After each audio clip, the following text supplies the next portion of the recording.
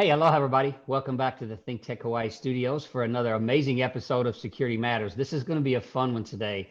I have some guests with me that have headed up the Scholarship Awards Committee from the Women in Security Forum's new scholarship, education scholarship program.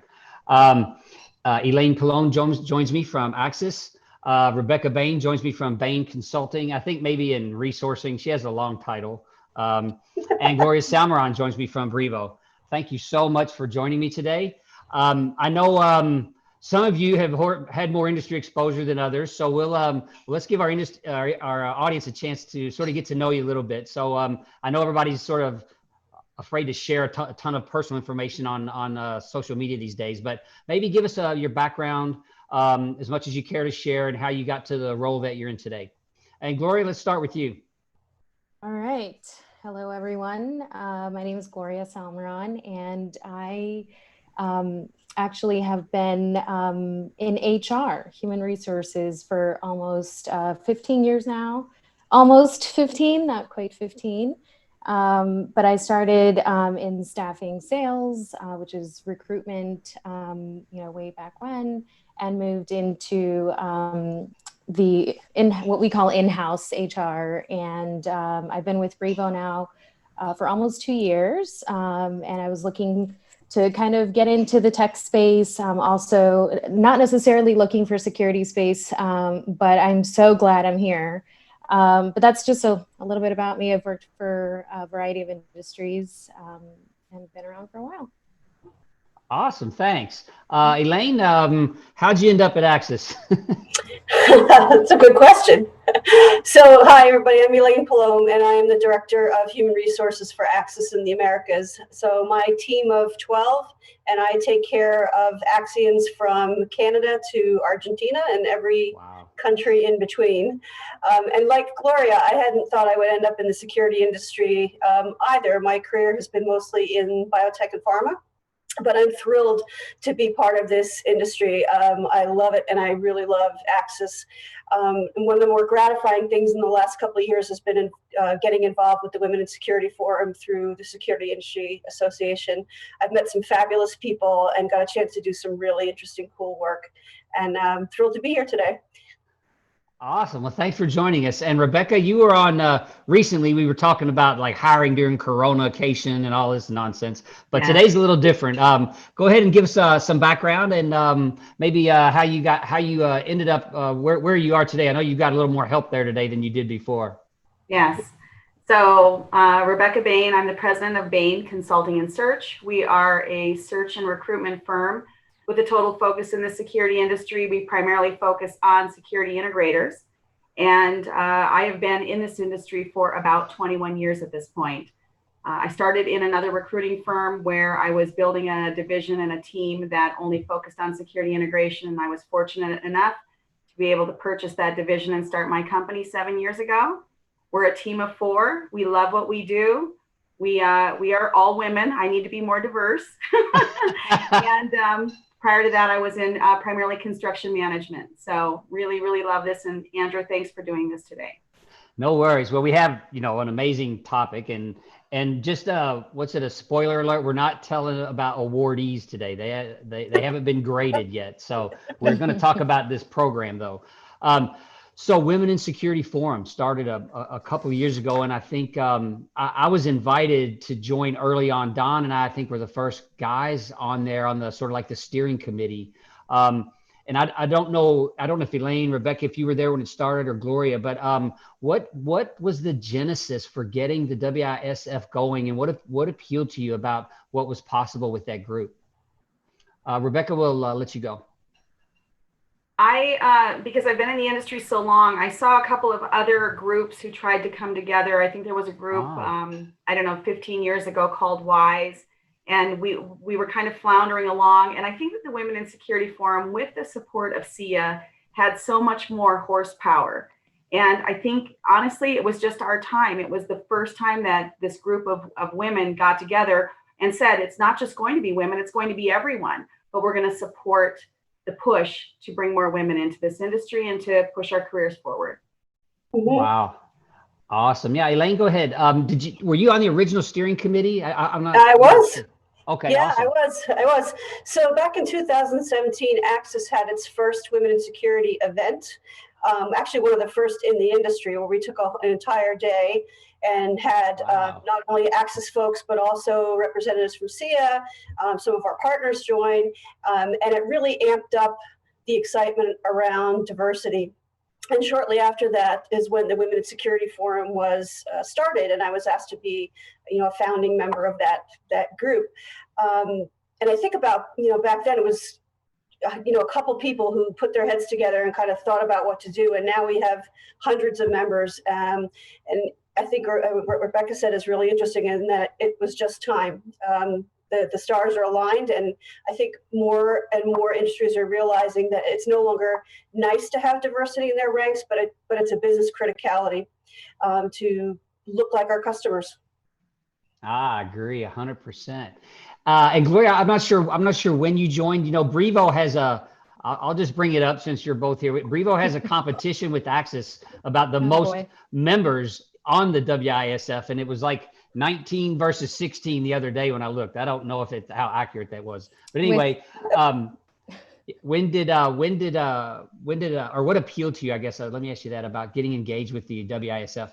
Sure. So I will say that Rebecca and Elaine's work on this committee is actually, I am the type of person, I suppose, that they were recruiting for, and they succeeded, obviously, right, in getting more women into the security space. I live in the DC metro area, and I've, throughout my career have built a network of HR professionals in this area, and also because I've worked in the nonprofit space, built that network there. And then when I came to Brevo, I realized, I kind of want the same reason I had that nonprofit and tech network of people that I knew. I wanted that for security. I wanted to talk to other people in HR, to see what they're doing in the security space, what's unique to the security, like just to learn more about the industry, learn more about my new role at Brevo. And actually one of my colleagues saw or heard Elaine speak at one of the women WISF forums or talks, and she introduced me to Elaine. And so nice. I wanted to meet her right away, and I wanted to get involved right away. So here I am. But yeah, I'm a new recruit. I think I joined at the end of last year, before COVID. It's hard to remember, but certainly before COVID. Yeah, we've all been on Chronication so long, we don't have any references anymore. Yeah. So you jumped in though with both feet, Gloria, because you actually helped chair this committee for this scholarship, and it was Don kind of gave us some quick marching orders. Roll this thing out. Let's generate some funds. Let's give away some money. Like, oh my gosh, it was fast and furious. Yes. We have I know we just also announced the charitable giving subcommittee. I saw an announcement go out on LinkedIn today. I know we had talked about the steering committee. Do you think there's some cross-pollination there, perhaps, Gloria, for us to bring some more volunteer effort from our committee into the nonprofit area that you saw? Is there a channel there you think for us to bring some help? I would say yes. I don't know that much about the new committee. I haven't, to be honest. It's been a very difficult time trying to, stay on top of being chair of this new committee, and also, being in HR during the COVID era. And I hate to keep bringing that up, but it certainly has been challenging. But yes, I think, the ladies that are currently on the committee, have been, with WISF for some time, and have actually been part of multiple committees. So you guys are wonderful. Just the amount of work that you do, for SIA, and for women, to be honest, because, women helped develop my career. And, I certainly want to be in a position where I'm giving back to other women who are not maybe not quite yet in the position that I'm in, but I certainly want to give back in that area. So anyway, that's all I'll say about that. Awesome. Yeah. So, Rebecca, what's our call to action? You know, we've got, I think, Elaine, to your point, five or 600 members now. I think over 5. I'm not sure if we're at 6, but 12,000 members of SIA. So we've got some work to do from recruiting. I think we have some programs and committees that would appeal to folks who have some time to give to some of these efforts. What do you think our call to action we could give out there, Rebecca, to the sort of the broader SIA community of women that are working that maybe don't know if they should get engaged or not? I think that there's so many. I truly, Andrew, the opportunities to volunteer are endless within SIA and within Women in Security. And I'm looking at all of us, and I know that our faces are out there a lot right now because we're all so involved in a number of these efforts. And I think that without us being able to be together at the big conferences and put the word out, we have to work even harder. So I am having conversations right now with all of my clients, and truthfully, most HR leaders are females, it seems. So that helps, and they're all behind this, right, ladies? Mm-hmm. And so we're putting the word out to get every female and other people in those companies involved in SIA and the Women in Security Forum. And then just natural recruitment, conversations that are happening. As we've talked about many times, most of us don't know that we're going to end up in this industry. But if you start having conversations with people, they really want to be part of something that has this much meaning.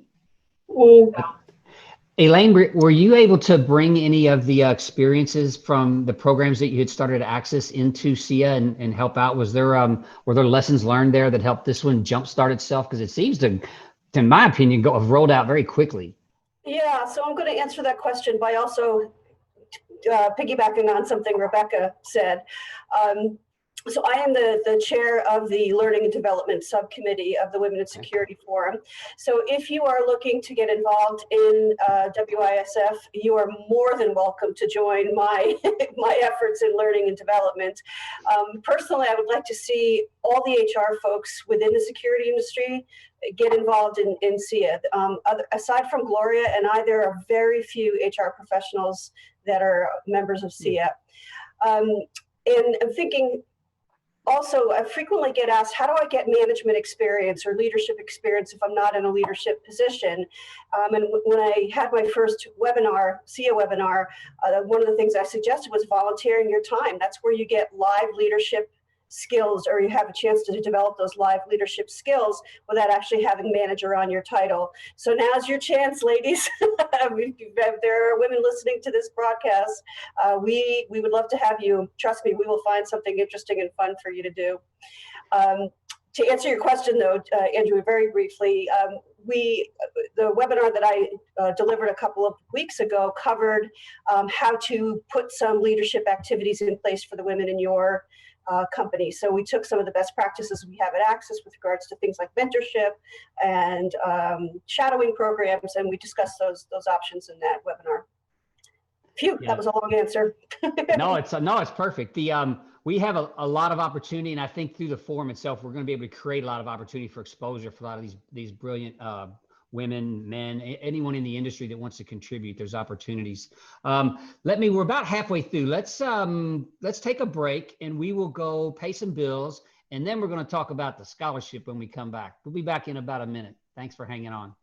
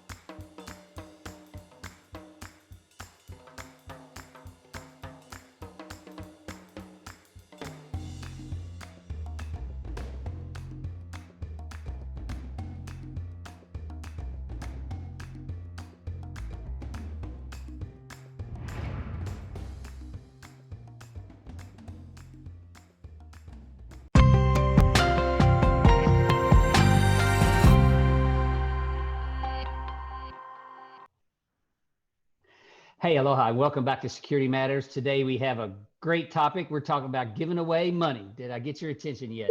All right. So the SIA Women in Security Forum has rapidly rolled out a scholarship program this year. We've had great donor activity. We have had great applicant activity, and I have the committee chair, as well as some of the members of the awards committee that have been working on this for actually 90 days, 100 days. We've really rolled this program out quickly. So Gloria, Rebecca, and Elaine are with me now. When you first heard about this, let me ask you each, what did you think about joining it as a committee? Elaine, I'll let you go first. Joining the scholarship committee? Yeah. Oh, I couldn't wait. I love spending money.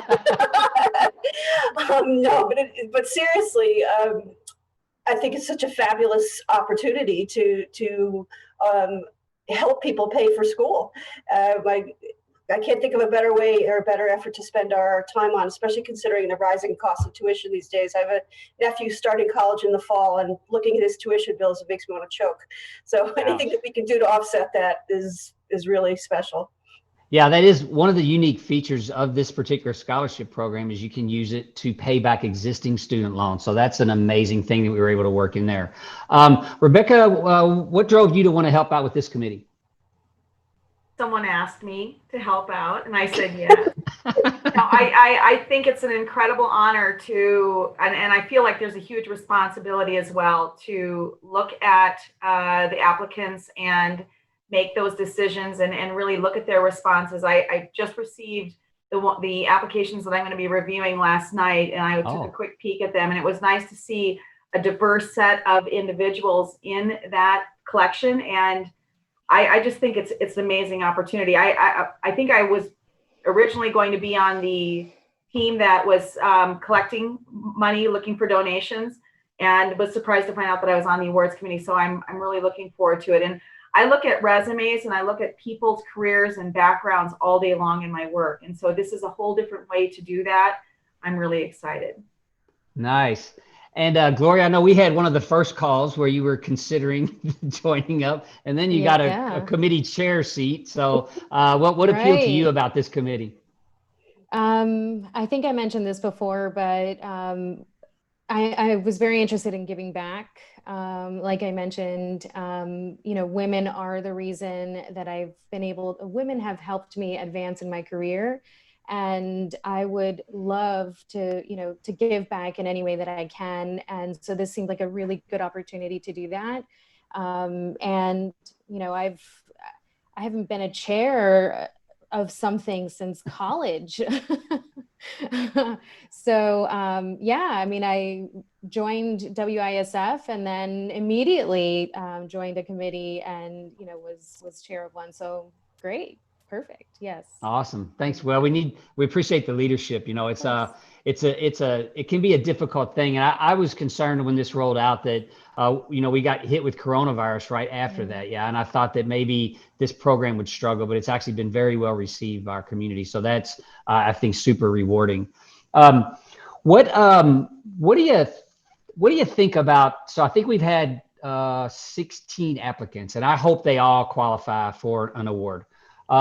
What do you think the broader impact we can bring to the industry with a program like this is, if we can continue to grow it and offer learning opportunities, on an annual basis to awardees that are qualified?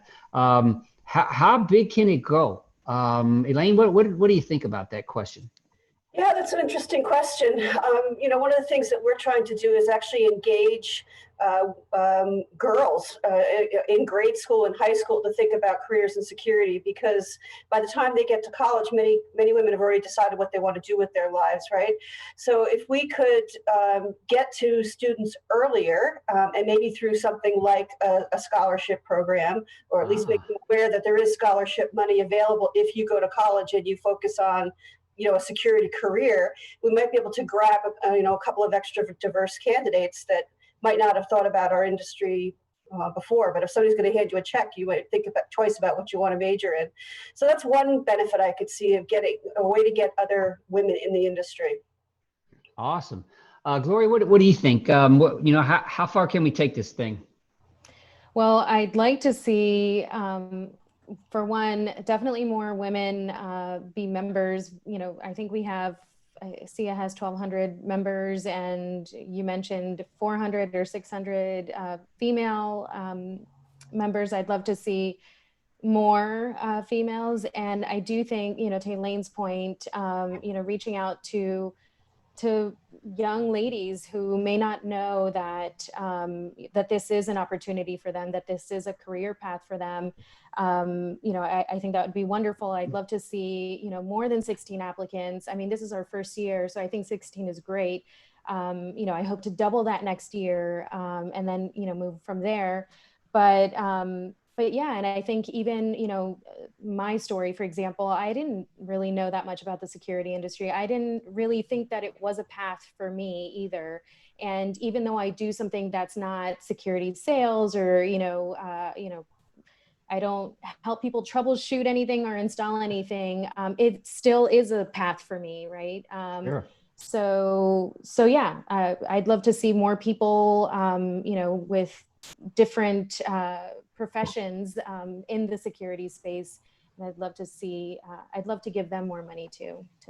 Yeah, I think that's a great idea. You know, we don't, as you know, to y'all's point earlier, that, you know, the two of you from HR, we don't hear a lot from some of the other areas of the workforce within our industry. You know, I think maybe it's because the sales and marketing guys are always out here blabbing like me, right? So we need to get more a broader perspective on the opportunities that are available. There's you know, programmers can be quite introverted, and so they sit behind their screens. They don't want to get out here and talk. But to what are they programming to? These are great questions and great technical opportunities for a younger workforce that is looking at security like, it's the old guard. They think we're guards and guns and all that kind of stuff, right? A lot of people don't even know how advanced our technology is. Rebecca, what do you think from your perspective? Because you see a lot of, you know, people moving around different industries. Presumably you're trying to recruit them into security or whatever, but what do you think the broader long-term appeal is, you know, that what can we accomplish with this? Could it be a sort of a lure? Hey, you know, this industry's great. Look at the money they're giving away. Give them a try. I'm going to give kudos to SIA again, Security Industry Association, pulling all of these various components together with also with RISE, right? The group that is trying to pull more and put the word out, pull more young people into our industry. I think between all of those factors, we really just have to put more words out. I mean, like, the exposure needs to happen. So I think that there are many of us who are involved in RISE who are talking about programs to go out and speak at the community colleges. And like you said, Elaine, we've got to even go to the grade schools. Why not? If we start putting the word out, it's the only way that people will become more aware of what this industry is about. And I think the biggest pull, when I draw people from IT, for example, into the security industry, it's because they're not just working in technology, they're working in technology that protects the world. Yeah. And that changes the whole picture for them. So that's the best part. That's why I'm here for sure. I mean, no doubt. So we've got a few minutes left. Gloria, what maybe just some final thoughts on what you expect to see in the applicants, and when do you think we're going to start seeing announcements from SIA about the awardees? Sure. So I expect that they all will get money from us. Yay. That's the expectation. Yay. But we hope to announce that we are in the review process. We did all just get our lists yesterday evening. So we've got a good setup, and we hope to announce the winners at the end of August. So hopefully that'll be announced then. But yeah, I'm really excited to take a look through all the applications. I haven't done that quite myself yet, but we've got a little bit of time, and yeah, I hope we can give everyone money. You know, to Elaine's point, it's fun giving away money that's not yours, especially for a good cause. Yeah, so, yeah. For sure. Yeah, and this is there is a minimum scoring. Is that correct? I mean, this is not just you know, you apply and you get the check. There's right. There's some rigor involved with it, and some scoring of the areas of the program. So I'm looking forward to seeing the outcomes. Elaine, from your perspective, what are you hoping to see? From this pool of applicants, I took a quick look at the applications that I have to actually dive into as well, and I'm already impressed with the caliber of the responses. So people really took it seriously. You know, if I think about what SIA is doing and how much of an impact they've been making, I would love to see us eventually have a diversity scholarship that isn't just women, where we provide a scholarship to other underrepresented populations in our industry. So I'm thinking real big here, but that's kind of where I would like to see us go eventually. I love it. Yeah, I love it. Maybe we can endow the thing and just grow it and grow it and grow it and be giving away, just growing our industry from all directions. I think it's critical. Rebecca, is the appetite out there from the community that's been, that's currently not as well represented? Is the appetite out there to join our industry and to contribute? Absolutely. That you just have to get the word out. I mean, once you have the conversation, I think that we have, I don't want to get too deep on this, but there is a major organization, a major company in the United States that I'm working with right now who wants to get really involved in this. And I think that security is important to all of us, and it becomes more and more important every day. So not difficult to start that conversation and to gain that interest. Awesome.